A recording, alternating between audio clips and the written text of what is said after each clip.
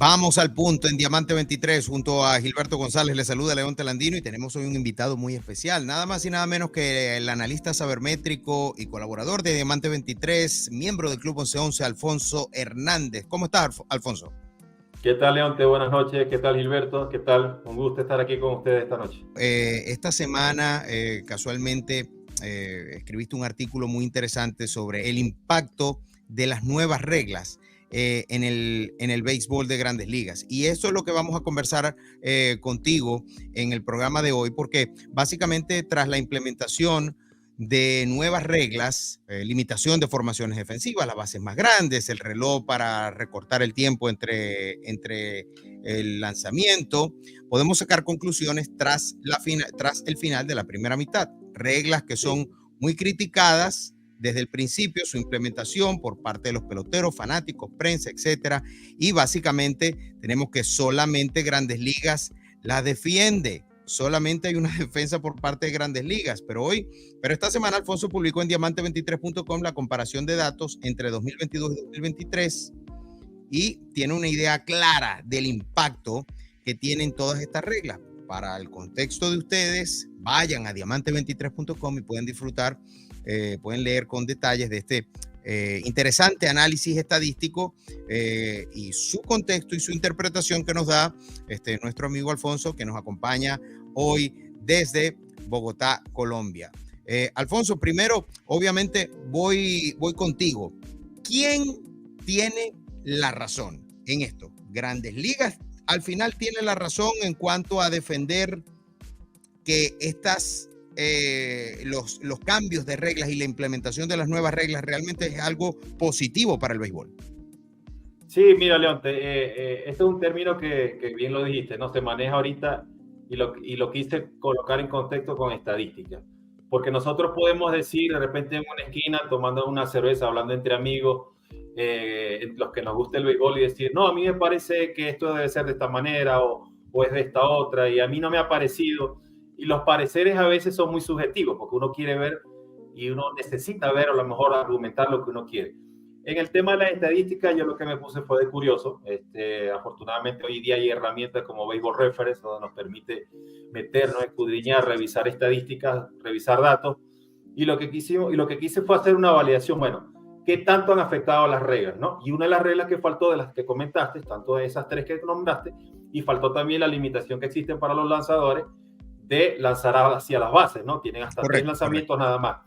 Entonces, al hacer ese análisis estadístico, primero quise verificar qué es lo que me traía la data y segundo era confirmar las suposiciones que uno entendía. Cuando uno hablaba de estas reglas, uno decía, bueno, en mi interpretación primera, antes de ver los números y la data que recibía, era, bueno, esto va a ser seguro muchas carreras, esto va a ser un carreraje muy grande, las desventajas de los equipos van a ser demasiado grandes. Que era lo que todo el mundo se imaginaba desde el principio. Sí, todo el mundo al ver las nuevas reglas, lo primero que dijo todo el mundo fue, bueno, esto va a ser ahora el festival ofensivo, esto va en contra de los lanzadores. Y comenzó la gente, no, que esto va en contra de los lanzadores, en detrimento de los lanzadores.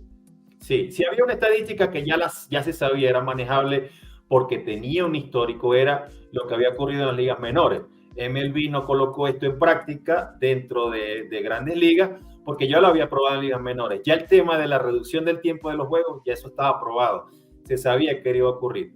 Pero obviamente, digamos que puristas, no puristas, las personas que estamos acostumbradas a ese béisbol que hemos visto antes, de repente el más tradicional, nos quedábamos con esa impresión de que esto era muy forzado. Cuando comenzamos a revisar la estadística, obviamente hay algunas que te saltan en lo inmediato y era algo que ni siquiera creo que necesitábamos ninguno ver plasmado en un número, que era la cantidad de bases robadas que hay. Todos los equipos en Grandes Ligas comenzaron a correr como locos. Tenemos jugadores como Euris Pérez, como Ronald Acuña, y hay más de 20 jugadores con más de 10 bases robadas. Lo que te da a entender, y tú veías al día a día, los equipos están buscando esa base, esa limitación que tienen los lanzadores de voltearse a las bases y hacer lanzamientos. El tema del reloj, obviamente, eso hace que esa presión adicional que tenga el lanzador dice, bueno, yo me tengo que enfocar más en el bateador que está en el home, porque si me juego mucho con el que está en primera, todos esos ingredientes eran lo que quiso cocinar MLB, que era busquemos más actividad en el juego. que los corredores estén en circulación y que eso genere en el público, obviamente, que hay un movimiento. Sabemos que el béisbol en su cosa maravillosa que tiene es un juego que de repente tiene pausas, esas pausas de tensión, pero el público joven que adora el fútbol americano y adora la NBA porque es una constante ir y venir de acciones, ¿no? Y eso llama la atención y eso fue lo que trató de buscar MLB con los cambios de las reglas. Hay un punto que a mí me parece muy, digamos, importante, que es cuando hacemos la aseveración de que si bien se lograron muchas cosas que fueron las que buscó MLB con la implementación de las nuevas reglas, hay una que quedó como a deber, que comentaste que sí, efectivamente todos esperábamos que hubiese un festival de ofensiva, que se perjudicara de algún modo al lanzador, porque todas las reglas tendían a que el lanzador se iba a ver en desventaja, y eso no ocurrió.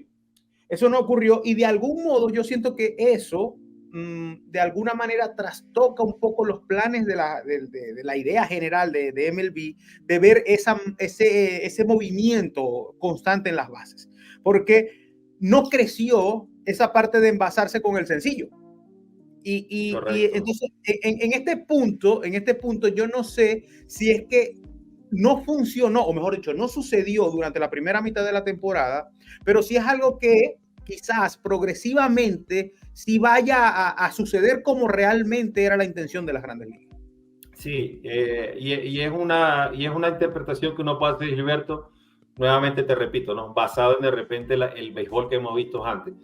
Te recuerdo una cosa, las tendencias están ahí en estadística y esas sí vienen en esta temporada. Al jugador de Grandes Ligas y a las Grandes Ligas se le olvidó el sencillo como batazo para llegar a las bases. La productividad del béisbol hoy en día está en los extra bases, buscar el batazo grande. En el mismo artículo yo comento, jugadores como Kyle Schwarber de Phillies de primer bate, Monsi de los Dodgers también entre los primeros 2 turnos del bate. Mira, tú colocabas eso antes, en el béisbol de antes, y se jalaban los pelos y no había manager que te dijera que tú estás loco. Y ese es un jugador que colocaban en el octavo, en el noveno bate o el cuarto bate que ya tú referenciabas que era el tipo grande. Hoy no, hoy lo que buscan es el batazo largo.